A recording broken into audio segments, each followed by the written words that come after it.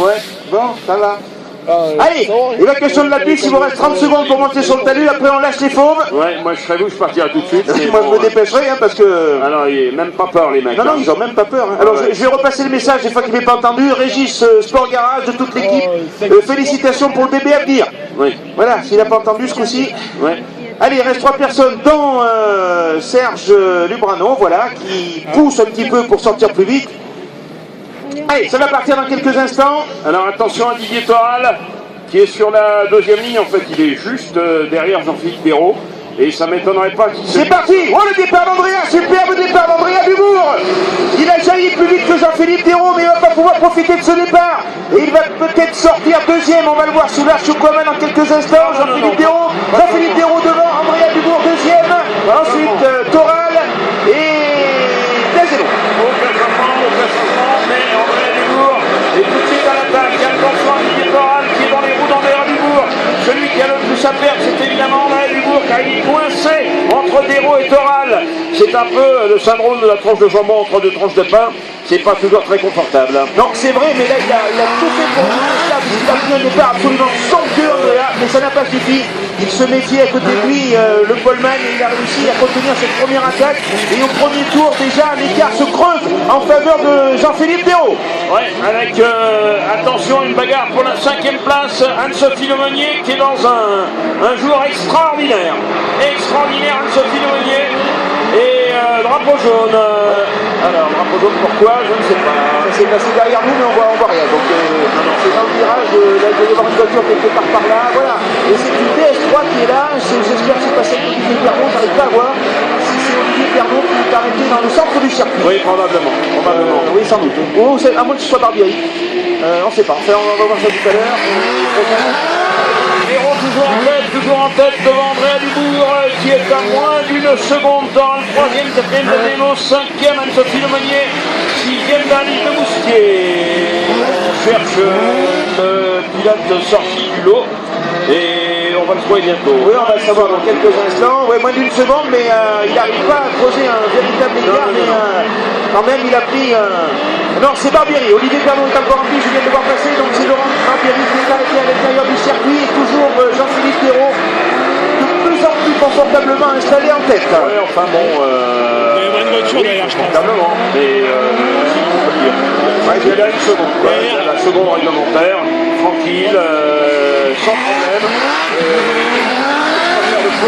De toute façon, Andrea Dubourg ne va pas faire la bêtise de louper un podium pour une place en finale qui lui, en tête de finale qui ne servira à rien.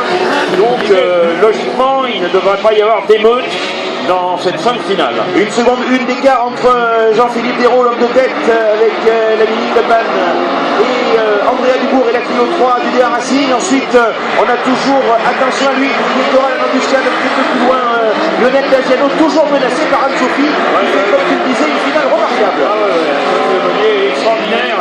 Et il est à une seconde de Dagiano et elle peut, créer la sensation dans cette fin de finale avec Dubourg qui est toujours à une seconde de Dérault. Il faut le faire, parce qu'à une seconde de Dérault en finale, il n'y a pas beaucoup de gens qui peuvent le dire. Alors que Didier Toral a fait une petite erreur là-haut, dans le haut du circuit, il a légèrement touché avec l'arrière de la voiture, il a perdu un petit peu de terrain, là ça permet à Andrea Dubourg de respirer un petit peu. Oh! Eh bien, j'ai l'impression que Jean-Philippe Dérault s'achemine vers un triomphe à la romaine, encore une fois. Ouais, aujourd'hui. Et on peut gagner pendant le week-end, c'est sûr. Ouais, ça c'est vrai. En plus, tu vois, il est en train de faire le record du tour, 46-8 pour Jean-Philippe Dérault. Record du tour en plus dans cette finale pour le pilote de la Mini. Il est en train carrément de prendre ça y est, la mesure de la finale. Je pense qu'Andrea ne pourra plus revenir. Maintenant, ça va être compliqué. Cherche-t-il vraiment? Je ne suis pas sûr. Je pense.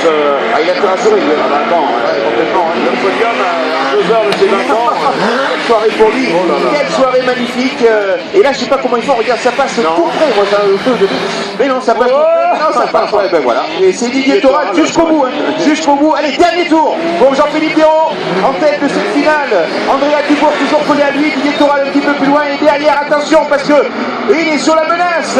Il est sous la menace. C'est bien ce qui me semblait. Dagiano menacé par Anne-Sophie Lemonnier. Non, mais elle en veut, Anne-Sophie. Elle va peut-être réussir dans le dernier tour. Elle est tout près, Anne-Sophie. Allez, il faut y aller, Anne-Sophie, maintenant. Elle a déjà battu le départ et quelle Sophie Mounier. Ah ouais, il est tout près de la Toyota Auris. On revient sur la motus Pelleras, sa voiture de tête. Le grand, l'intouchable magique Jean-Philippe Perrault dans son dernier gauche avant la descente. Et le voilà, c'est l'arrivée pour Jean-Philippe Perrault, Patrice. Hey, le grand chelem pour Jean-Philippe Perrault, superbe. Il va faire un 360. Non, il ne le fait pas. C'est un peu court là. Deuxième, Andrea Dubourg. Troisième, Didier Toral. Quatrième, Lionel Daziano. Cinquième, Anne-Sophie. Sixième, Bernice de Moustier. Septième, Maillard. Huitième, Olivier Pernaut. Et neuvième, Barbieri. Dixième, Émilie Petit. Jean-Philippe Perrault et la Pelleras, fantastique. 4 victoires sur 6 épreuves. Difficile de faire mieux. Hein. Difficile de faire mieux. Et puis, franchement, ce week-end-là, il va s'en souvenir. Oui, ce week-end-là, il a vraiment dominé. Tu sais, des fois, on dit, ils ont dominé de la tête et des épaules. Là, c'est le cas. Il a été dominateur avec le pack, avec les arrières. Il a tout pris. Hein. Et Andrea Dubourg, 20 ans. Regardez le talent de ce jeune homme. Elle a quelques temps, ouais. Oh là là. Il est content. Il est content, Superbe Jean-Philippe. Je pense qu'il pourrait presque gagner une course en pilotant avec les pieds, avec la main à l'intérieur et à l'extérieur. J'en sais rien, je sais pas. Il sait tout faire. Je sais pas ce qu'il faudrait qu'il fasse pour pas gagner, mais c'est impossible. En attendant, il nous régale. André Dubourg, génial aussi. Quel talent. Et le troisième, Didier Toral, merveilleux. Tout le monde à la portière. Regardez si c'est beau. C'est sympa. C'est bon, Ah, c'est le trophée en gros, ça. La magie du trophée en gros, ça c'est clair. Et qu'on va dans quelques instants accueillir nos pilotes qui sont attendus ici par tous les mécanos. Pour, vous voyez, toutes les équipes, c'est ça aussi, la vraie convivialité. Le trophée en gros, toutes les équipes sont là. On se congratule, on dit, bah, t'as bien roulé et tout.